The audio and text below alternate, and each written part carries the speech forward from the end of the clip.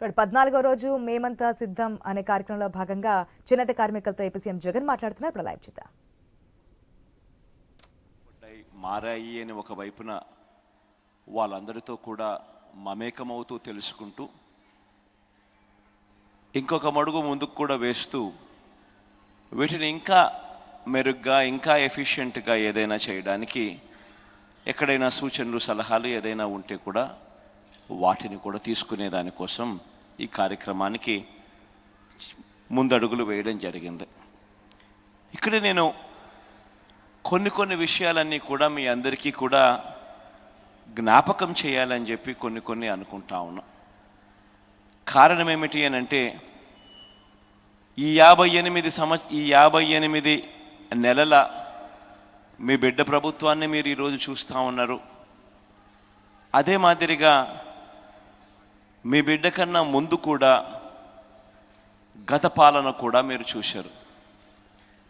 నాకు చంద్రబాబు నాయుడు గారు ఎప్పుడూ చెప్పుకుంటూ ఉంటాడు, నేను 3 సార్లు ముఖ్యమంత్రి, 14 ఏళ్ళ ముఖ్యమంత్రి అని చెప్పి. మీ బిడ్డ చంద్రబాబు నాయుడు మాదిరి 3 సార్లు ముఖ్యమంత్రి, 14 ఏళ్ళ ముఖ్యమంత్రి అని ఇంకా చెప్పుకునే స్థాయికి ఇంకా పోలేదు. కానీ ఒకటైతే ఖచ్చితంగా చెప్తాను, ఈ 58 నెలల కాలంలో చంద్రబాబు నాయుడు మాదిరి ఆయనకున్న నెగిటివ్ ఎక్స్పీరియన్స్ మాత్రం మీ బిడ్డకు లేదు. మీ బిడ్డ మాత్రం ప్రతి పేదవాడి గుండెల్లో బ్రతుకుండేట్టుగానే అడుగులు ఈ 58 నెలల కాలంలో వేశాడు అని మాత్రం ఖచ్చితంగా చెప్తాను. ఒక నాయకుడు అనేవాడు ఎలా ఉండాలి, ఒక నాయకుడు ఎందుకు మనకు ఉండాలి అన్నది ప్రతి ఒక్కళ్ళం కూడా ఆలోచన చేసుకోవాలి. ఒక నాయకుడిని మనం ఎన్నుకుంటే, ఒక నాయకుడు ఆ నాయకత్వం స్థానంలో ఉంటే, ఆ నాయకుడిని ఎన్నుకున్నందుకు మన బ్రతుకులు మారాలి. మన బ్రతుకులు మార్చగలిగిన నాయకుడే ఆ స్థానంలో ఉంటేనే మన బ్రతుకులు మారుతాయి. అలా ఎన్నుకునేటప్పుడు మనం పొరపాటు చేస్తే రాబోయే 5 సంవత్సరాలు మళ్ళీ మనం చేయగలిగింది ఏముండదు. మన బ్రతుకులు అదే మాదిరిగానే మోసపోయి అంధకారంలోకే వెళ్ళిపోతాయి. కానీ అదే మనం తీసుకునే నిర్ణయం సరైన నిర్ణయం అయితే మన బ్రతుకులు 2 అడుగులు ముందుకు పడతాయి. ఇది ప్రతి ఒక్కరం కూడా ఆలోచన చేసుకోవాల్సిన అంశం. ఎందుకు ఈ విషయాలన్నీ కూడా నేను చెప్తా ఉన్నాను అనంటే దానికి కారణాలు కూడా ఉన్నాయి. దానికి కారణాలు ఏమిటి అనంటే, ఒకసారి ఇది చంద్రబాబు నాయుడు గారి పార్టీకి సంబంధించిన ఆయన మేనిఫెస్టో.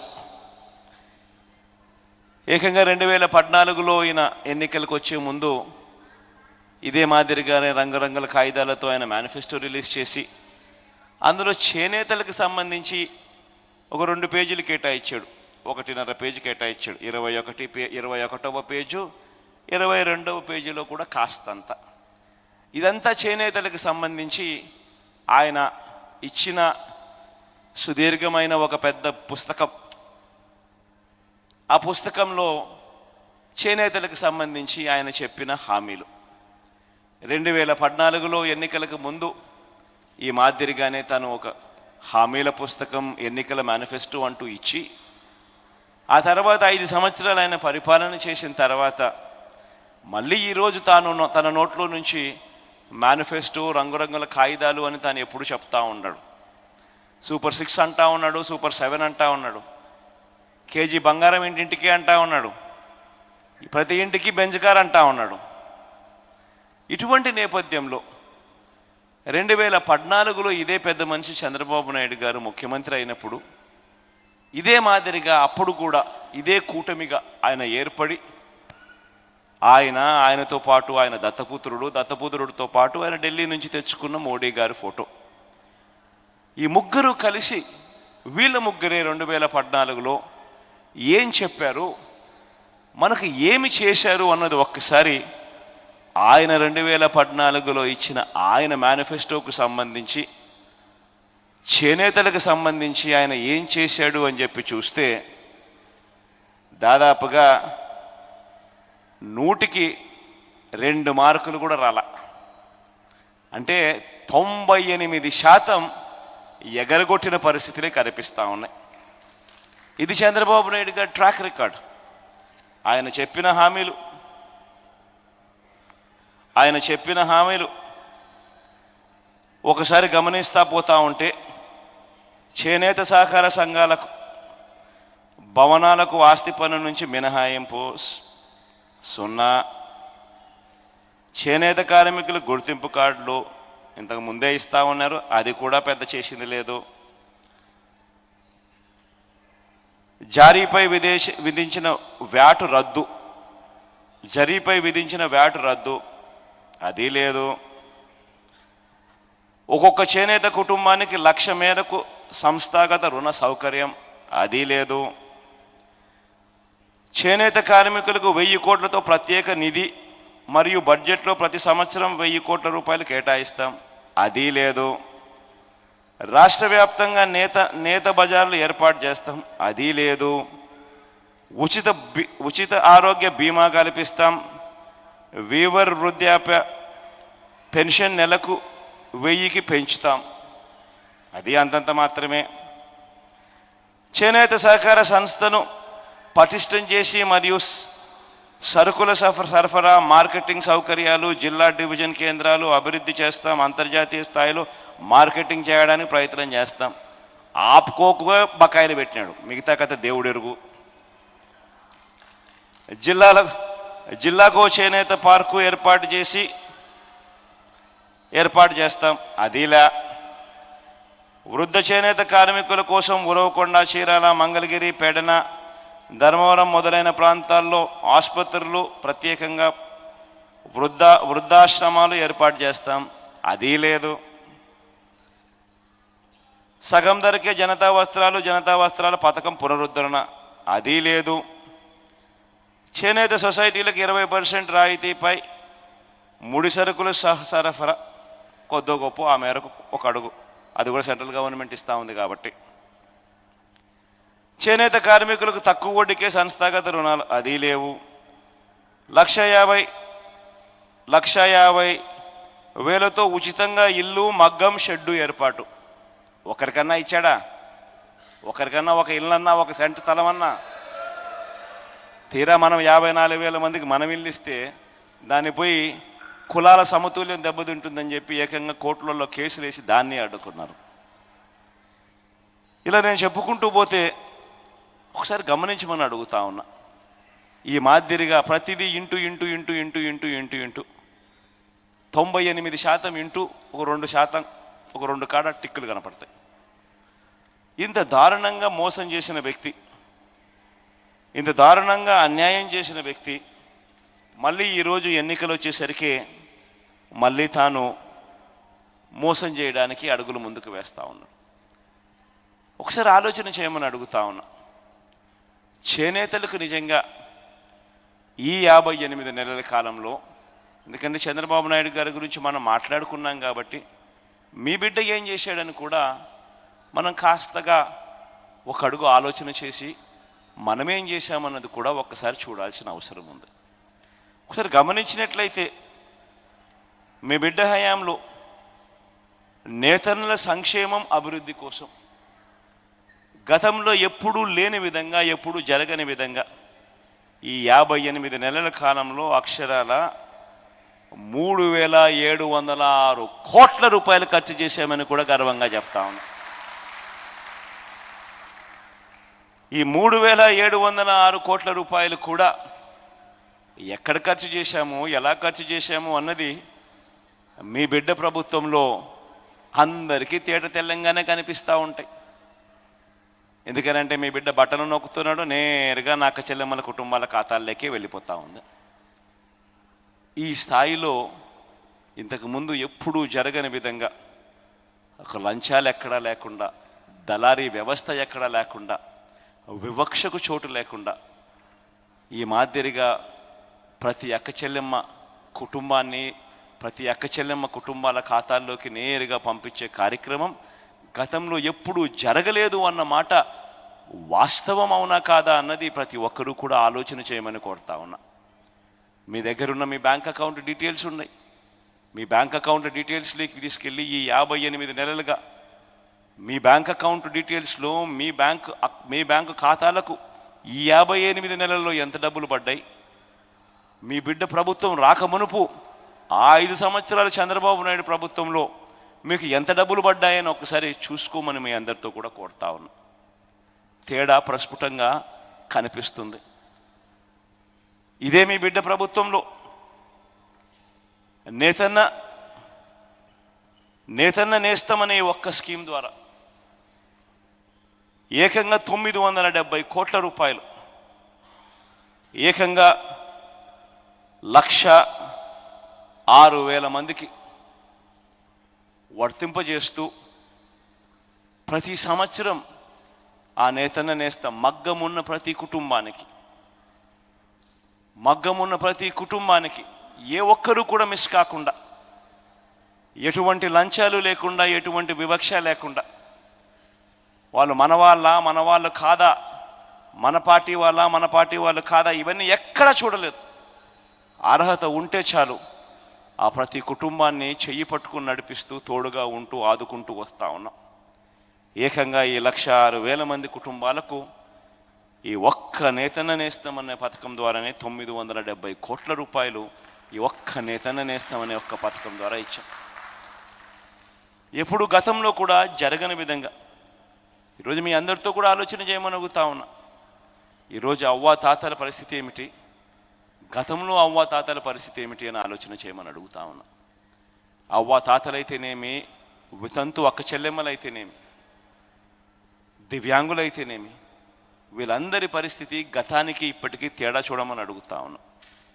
గతంలో 4 సంవత్సరాల 10 నెలలు, మళ్ళీ చెప్తా ఉన్నా, చంద్రబాబు నాయుడు గారి హయాంలో 4 సంవత్సరాల 10 నెలలు, ఆ మొత్తం పీరియడ్లో 5 సంవత్సరాలు ఆయన కాలం అయితే అందులో 4 సంవత్సరాల 10 నెలలు పెన్షన్ ఎంత ఇస్తా ఉన్నారు అని అంటే కేవలం 1000 రూపాయలు అని చెప్పి ఇలా చెయ్యెత్తు చూపించేవాళ్ళు.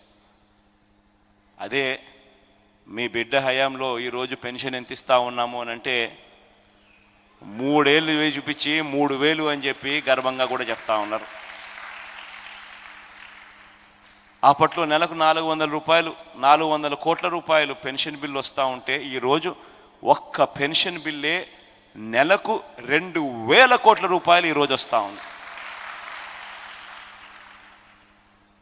పెన్షన్లు ఇవ్వడమే కాదు, ఆ అవ్వా తాతల ఆత్మగౌరవాన్ని నిలబెడుతూ, ఆ అక్క చెల్లెమ్మల ఆత్మగౌరవాన్ని నిలబెడుతూ, ఎక్కడికెక్కడికో వెళ్ళి పెద్ద పెద్ద క్యూలలో నిలబడాల్సిన అవసరం లేకుండా, ఎవరి చుట్టూ తిరగాల్సిన పని లేకుండా, ఎవరెవరికో లంచాలు ఇవ్వాల్సిన పని లేకుండా, నేరుగా ఈరోజు ఇంటి వద్దకే వచ్చి తలుపు తట్టి చిక్కటి చిరునవ్వుతో గుడ్ మార్నింగ్ చెబుతూ, అది ఆదివారమైనా సెలవు దినమైనా 1వ తారీఖు పొద్దున్నే సూర్యోదయానికంటే ముందే మన ఇరుగు పొరుగు మన పిల్లలే, మన చిట్టి చెల్లెళ్ళే, మన చిట్టి తమ్ముళ్ళే మన ఇంటి దగ్గరికి వచ్చి అవ్వా గుడ్ మార్నింగ్ అంటూ అవ్వల చేతుల్లో పెన్షన్ పెట్టే కార్యక్రమం కూడా ఈరోజే జరుగుతూ ఉంది.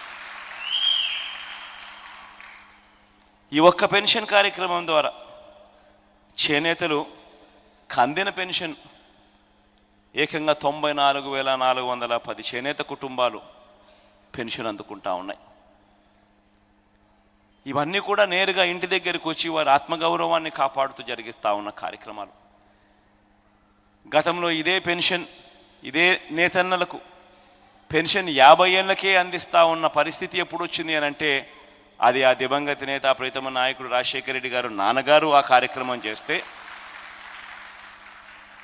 ఈరోజు దేవుడు ఎంత అదృష్టాన్ని ఇచ్చాడు అని అంటే నా నేతన్నకు సంబంధించిన అవ్వాతాతలకైతేనేమి, అక్క చెల్లెలకైతేనేమి, నాన్నగారి కొడుగ్గా వాళ్లకు పెంచి 3,000కు పెంచి ఇంటి వద్దకే ఇచ్చే చక్కటి అవకాశం దేవుడు నాకు ఇచ్చాడు. తేడా గమనించమని అడుగుతా ఉన్నా. గత ప్రభుత్వానికి మన ప్రభుత్వానికి మధ్య మొట్టమొదటిసారిగా నేతన్నలకు సంబంధించిన వస్త్రాలకు మన ప్రభుత్వం అంతర్జాతీయ మార్కెటింగ్ సౌకర్యం కూడా కల్పించిన పరిస్థితులు ఎప్పుడైనా వచ్చాయంటే అది ఈ 58 నెలల కాలంలోనే.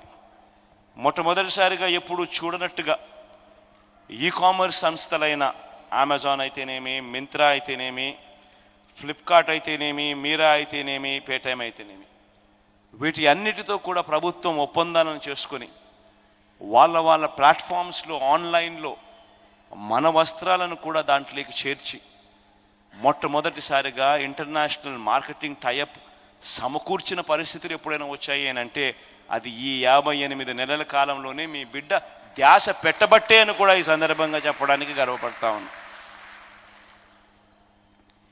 ఈరోజు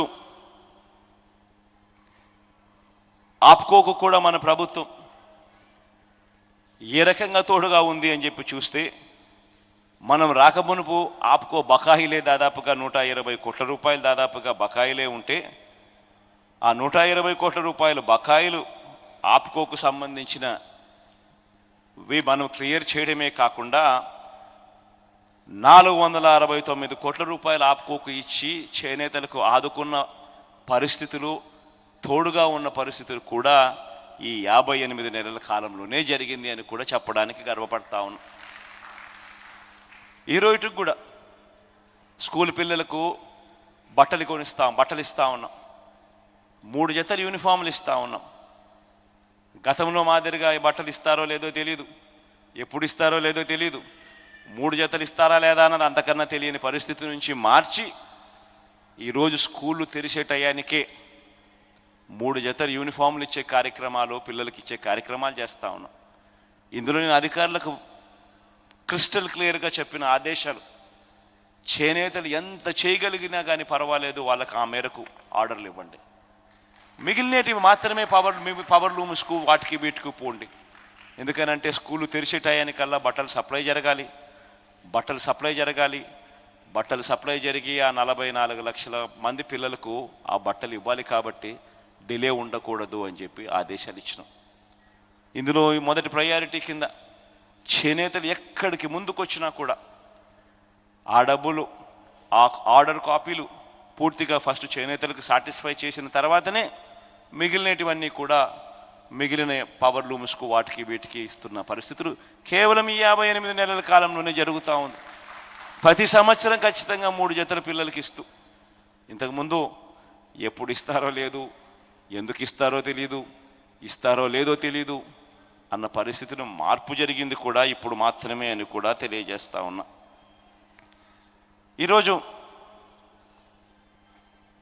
వైఎస్ఆర్ నేతన్న నేస్తం పథకమే కాదు, మిగిలిన పథకాలన్నీ కూడా, నేతన్న నేస్తంగమే కాదు, పెన్షనే కాదు, మిగిలిన పథకాలన్నీ కూడా ఈరోజు ప్రతి ఒక్కరికి కూడా అందుతూ ఉన్నాయి.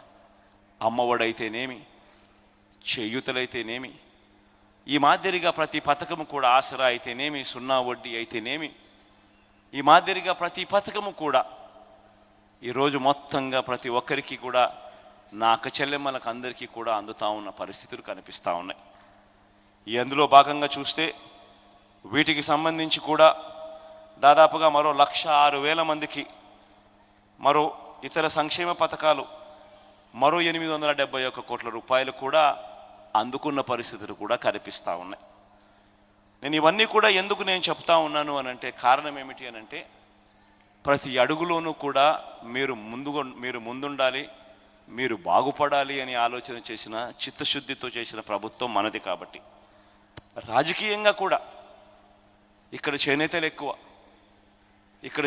ఎక్కువ ఉంటే మీ బిడ్డ ఏం చేశాడు? ఆర్కేని పిలిచి మాట్లాడి, ఆర్కే ఇది చేనేతలకు ఇవ్వాలి, సహకరించు అని చెప్పి ఆర్కేను పిలిచి మాట్లాడి ఇక్కడ చేనేత నా చెల్లెమ్మని తీసుకొచ్చి సీట్ ఇచ్చా.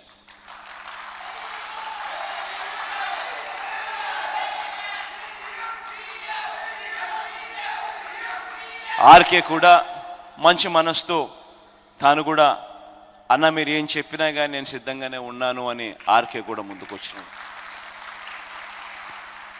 ఒకవైపున మీ బిడ్డ చేనేతలు ఎక్కువ ఉన్న చోట చేనేతలకు ఇవ్వడానికి అడుగులు మీ బిడ్డ వేస్తూ ఉంటే, మరోవైపున చంద్రబాబు నాయుడు ఆయన కొడుకు ఏం చేస్తూ ఉన్నారు? బీసీలు ఎక్కువ ఉన్న ప్రాంతాలలో ఇక్కడ కూడా బీసీలకు ఇవ్వకుండా, ఇక్కడ కూడా వచ్చి వాళ్ళే నామినేషన్లు వేసి వేలకు వేల రూపాయల డబ్బులు ఖర్చు పెట్టి, కోట్లకు కోట్ల రూపాయల డబ్బులు ఖర్చు పెట్టి ఈ సీటు కూడా అన్యాయంగా మన దగ్గర నుంచి తీసుకునే కార్యక్రమం చేస్తూ ఉన్నారు. అది మంగళగిరి అయినా అంతే, అది కుప్పమైనా అంతే.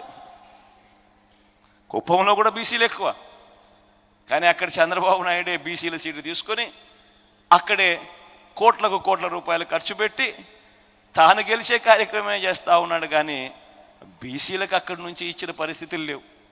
కానీ మీ బిడ్డ కుప్పంలో కూడా బీసీనే పెడితే ఎలక్షన్లు చేస్తూ ఉన్నాడు. తేడా గమనించి మనం అడుగుతా ఉన్నా, ఈ రాష్ట్ర చరిత్రలో ఎప్పుడు జరగనట్టుగా, దేశ చరిత్రలో కూడా నాకు తెలిసి ఏ రాజకీయ పార్టీ కూడా బహుశా చేసి ఉంటుందో లేదో నాకు తెలియదు, కానీ రాష్ట్ర చరిత్రలో ఎప్పుడు కని విని ఎరగని విధంగా 175 అసెంబ్లీ స్థానాలు, 25 ఎంపీ స్థానాలు, మొత్తం 200 స్థానాలు ఉంటే అందులో ఏకంగా 50%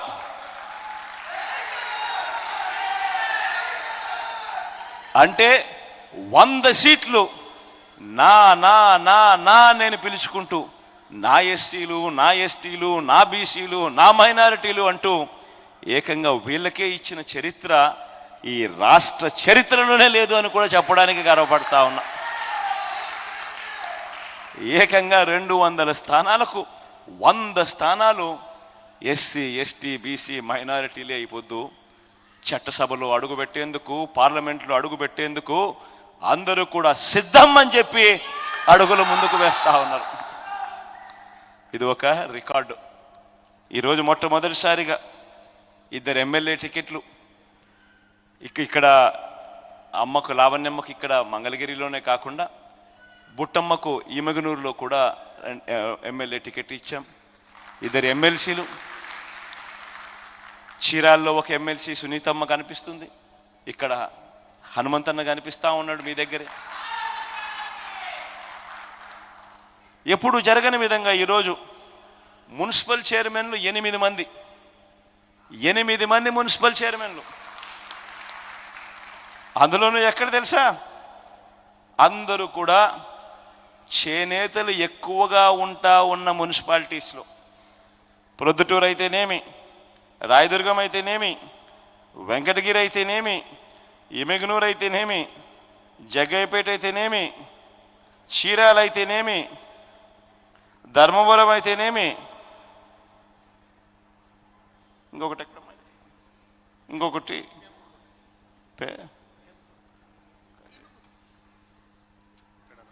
పెడనైతేనేమి, 8 చోట్ల చేనేతలు ఎక్కడైతే ఎక్కువగా ఉండారో మొత్తం అన్ని చోట్ల కూడా మున్సిపల్ చైర్మన్లుగా ఉండేది చేనేతలే ఉన్నారు. ఎందుకున్నారు అనంటే కారణం మీ బిడ్డ రూల్ తెచ్చాడు కాబట్టి. ఖచ్చితంగా 50% ఖచ్చితంగా ఎస్సీలు, ఎస్టీలు, బీసీలు, మైనారిటీలే రాజ్యాధికారంలో ఉండాలి కాబట్టి ఎప్పుడు జరగని విధంగా ఇవన్నీ జరుగుతూ ఉన్నాయి. నేను ఇవన్నీ కూడా ఎందుకు చెప్తా ఉన్నాను అనంటే, ఈ ఒక్క మంగళగిరి నియోజకవర్గమే తీసుకోండి. ఇంతకుముందు ఎప్పుడూ కూడా పేదలు ఎలా బతుకుతూ ఉన్నారు, వారి జీవితాలు ఎలా ఉన్నాయి, వారి బ్రతుకులు ఎలా మారాలి అని ఏ ఒక్కరూ ఆలోచన చేయాల. మొట్టమొదటిసారిగా వీళ్ళ బ్రతుకులు మారాలి అని చెప్పి ఒక లంచాలు లేని, వివక్ష లేని వ్యవస్థను తీసుకొస్తూ ఏకంగా ఈ ఒక్క మంగళగిరి నియోజకవర్గం గురించి నేను చెప్తాను. ఇందులో 1,20,000 ఇళ్ళు ఉన్నాయి, 1,20,187 ఇళ్ళు ఉన్నాయి ఈ ఒక్క మంగళగిరి నియోజకవర్గంలో. ఇందులో నేరుగా మీ బిడ్డ బటన్ నొక్కడం, నేరుగా నా అక్క చెల్లెమ్మల కుటుంబాల ఖాతాల్లోకి నేరుగా వెళ్ళిపోవడం. ఎన్నిల్లో తెలుసా? అక్షరాల 1,08,408 ఇండ్లు. అంటే 1,20,187 ఇళ్లకు గాను 1,08,408 ఇళ్లకు నేరుగా మీ బిడ్డ బటన్ నొక్కుతున్నాడు, నా అక్క చెల్లెమ్మల కుటుంబాల ఖాతాల్లోకి నేరుగా వెళ్ళిపోతా ఉంది. అంటే 90.1% ఈ ఇళ్లకు ఎటువంటి లంచాలు లేకుండా, ఎటువంటి వివక్ష లేకుండా, ఎటువంటి దళారీలు లేకుండా నేరుగా నా అక్క చెల్లెమ్మల కుటుంబాలు బాగుపడాలని వాళ్ళ ఇంటికే వాళ్ళ చేతికే వాళ్ళ ఖాతాల్లోకే వెళుతూ ఉన్న పరిస్థితి కేవలం ఈ 58 నెలల కాలంలో మాత్రమే వచ్చిందన్నది గుర్తెరగమని కోరుతా ఉన్నా. ఈరోజు ఏ సచివాలయంకైనా మీరు చూసుకోండి. ఈరోజు మీ మంగళగిరి నియోజకవర్గంలో 83 సచివాలయాలు ఉన్నాయి. ఈ 83 సచివాలయాలకు గాను ఈ 83 సచివాలయాల్లో వెళ్ళి మీరు ఒకసారి గమనిస్తే ఆ సచివాలయాలలో బోర్డులు పెడతారు. ఆ బోర్డులలో ఎవరెవరికి ఎంతెంత వచ్చింది, ఏ ఏ స్కీమ్లో ఎంతెంత వచ్చింది అని చెప్పి బోర్డులు పెడుతూ ఏకంగా ఈ మంగళగిరి నియోజకవర్గానికి మాత్రమే నా అక్క చెల్లెమ్మల కుటుంబాల ఖాతాల్లోకి మాత్రమే పంపించిన సొమ్ము అక్షరాల ఈ 83 సచివాలయాలలో పెట్టిన డిస్ప్లేలో పెట్టిన సొమ్ము అక్షరాల 1529 కోట్ల 89 లక్షలు, అంటే 1530 కోట్ల రూపాయలు.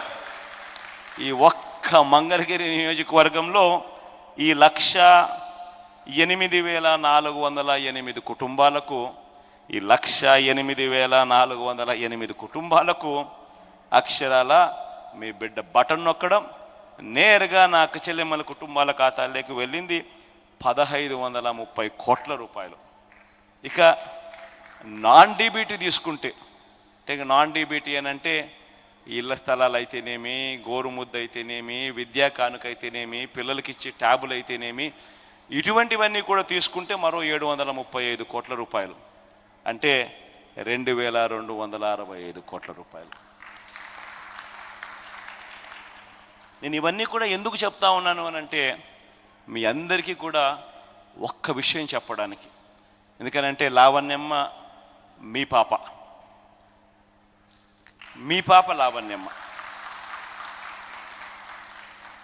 లావణ్యమ్మ దగ్గర బహుశా చంద్రబాబు నాయుడు కొడుకు గారి దగ్గర ఉన్నంత డబ్బులు ఉండవు. ఆయన ఎన్నికలు వచ్చేసరికి ఓటుకు 4,000 అంటాడు, ఓటుకు 5,000 అంటాడు, ఓటుకు 6,000 అంటాడు. కానీ మీ అందరితో నేను ఒకటే చెప్తా ఉన్నా, డబ్బు ఇస్తే తీసుకోండి, కాదని చెప్పాదని, ఇస్తే తీసుకోండి. కానీ ఓటు వేసేటప్పుడు మాత్రం గుర్తుపెట్టుకోండి, ఎవరికి ఓటు వేస్తే మళ్ళీ జూన్ జూలై మాసంలో అమ్మఒడి ఎవరు వేస్తారు అని మాత్రమే ఓటు వేయండి. మళ్ళీ ఎవరు చేయూత ఇస్తారో అన్న వారికే మాత్రమే ఓటేయండి. మళ్ళీ ఎవరు ప్రతి సంవత్సరం నేతన్న నేస్తం ఇస్తాడు అన్న వారికి మాత్రమే ఓటు వేయండి. ఎవరు ఉంటే మన పిల్లల చదువులు బాగుపడతాయి, ఎవరు ఉంటే మన బడులు బాగుపడతాయి అనే వారికి మాత్రమే ఓటు వేయండి. ఎవరు ఉంటే మన హాస్పిటళ్ళు బాగుపడతాయి, ఎవరు ఉంటే ఏ పేదవాడు అప్పుల పాలు కాకుండా వైద్యం అందే పరిస్థితి ఉంటుంది అని తెలిసి ఓటు వేయండి. ఎవరు ఉంటే మన ఇంటికే పెన్షన్ డబ్బు నడుచుకుంటూ వస్తుంది అని తెలిసి ఓటు వేయండి. ఎవరు ఉంటే జన్మభూమి కమిటీల మాదిరి లంచాలు అడిగేవారు లేకుండా, ఎవరు ఉంటే నేరుగా లంచాలు వివక్ష లేకుండా నేరుగా అక్క చెల్లెమ్మల ముఖాలలో చిరునవ్వు చూస్తాము అని ఎవరు ఉంటే అనుకుంటారో వాళ్ళకు మాత్రమే ఓటు వేయండి. ఇవి ఖచ్చితంగా గుర్తుపెట్టుకోమని మీ అందరితో కూడా ప్రార్థిస్తూ, ఇక మీరు ఏదైనా చెప్పాలనుకుంటే మైక్ మీకు ఇస్తాను. మీ తరపు నుంచి ఏదైనా మీరు చెప్తే, మీ దగ్గర నుంచి నేను ఏదైనా నోట్ చేసుకోవాల్సిన అంశాలు ఏదైనా ఉంటే అవి కూడా నోట్ చేసుకుంటాను. అందరికీ కూడా మంచి జరగాలని మనసారా కూడా కోరుతూ, దేవుడి దయతో ఇంకా ఎక్కువ చేసే అవకాశం దేవుడు ఇవ్వాలని ఆకాంక్షిస్తూ మైక్ ఇక మీకు ఇస్తాను.